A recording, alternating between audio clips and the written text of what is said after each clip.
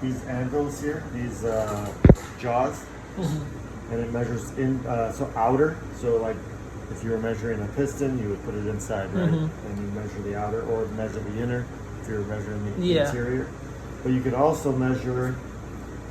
It's called the step function, and you would place this like on a calibrated platform, ideally, and then you can, it'll measure kind of a step, so you go there, and then you could go to the next one. It's kind of that's why they call it a step. You can also measure. I think they call this depth. Yeah, they call this depth if you were going to try and measure something inside the depth, basically. And so you could kind of put this rod down in that depth, and it would measure that as well. That's how that works. Okay. But these are all using the same function.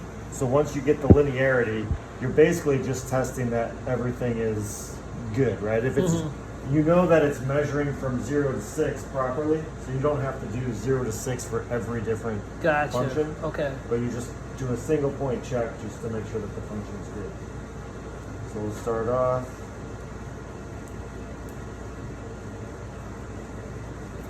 Go to 0. You just kind of check that 0 a few times. And we want to be in inches. Comes up to inches. So the 0 is good. Go to 0. So essentially, these should be spot on, so to speak. They have a pretty tight tolerance. Okay. I think you've got like 0.001 inch.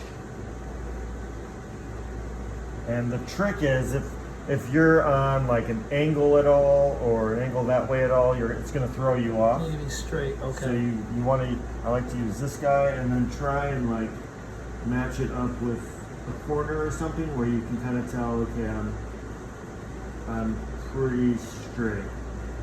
Okay. And I'm right on 1.40. And then 2.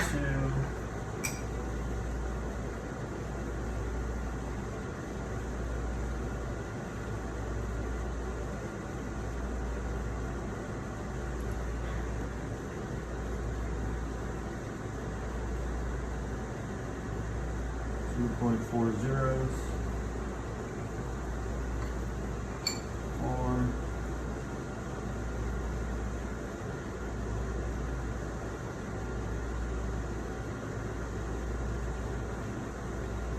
4.40.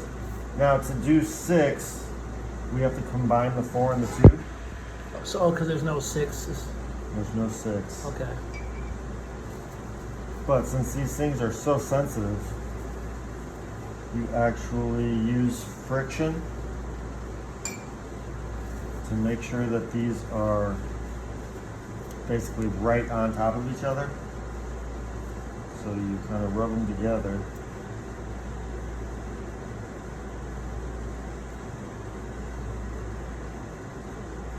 And you'll feel it lock up.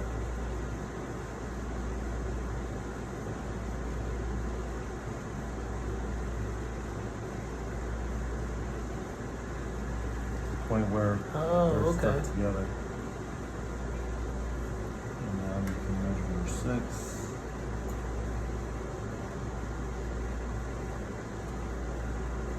Make sure you have your room.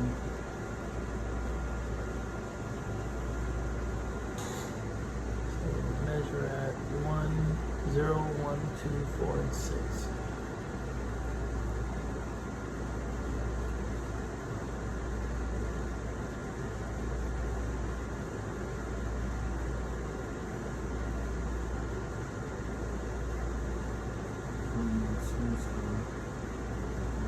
And 4 zeros. And then we'll return to 0. Okay.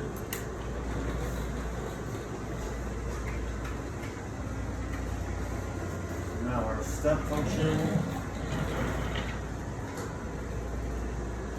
And we just use the 2 for this. So you're just going to open these guys up.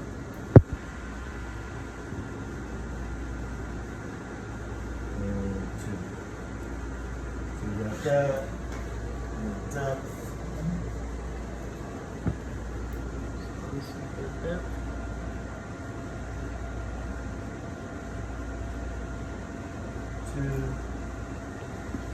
And typically I would do like 2 or 3 readings to make sure like I'm getting a good reading every time and not just kind of manipulating it to get that reading. Yeah. And then inside, there are a couple of different ways to do inside. We can use this guy to get our inside. You got the tool for it. This is a ring gauge, and so yeah, this ring is calibrated. It basically use a laser to detect. But these are tricky because it's a ring, so you've got You have to get the midpoint you've got exactly. this circular, yeah. Mm-hmm. It's rounded and it makes it a little trickier.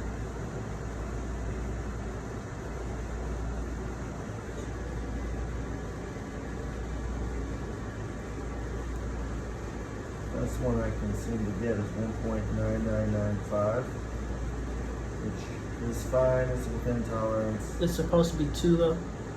It's supposed to be 2, and I know it can do it. It's just hard to find it on the ring. Gotcha. But you gotta put down what you see, because everything else on here is pretty much perfect. Mm-hmm. So I have no doubt that these guys aren't. But can't find it. Can't find it.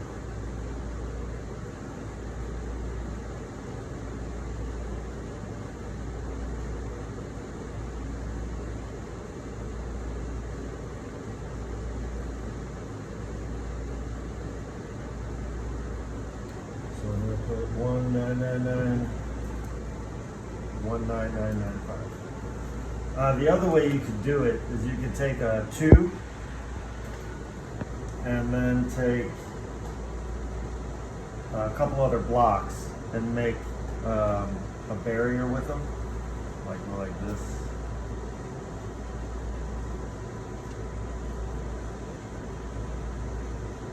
I'm in trouble with this too. I think it's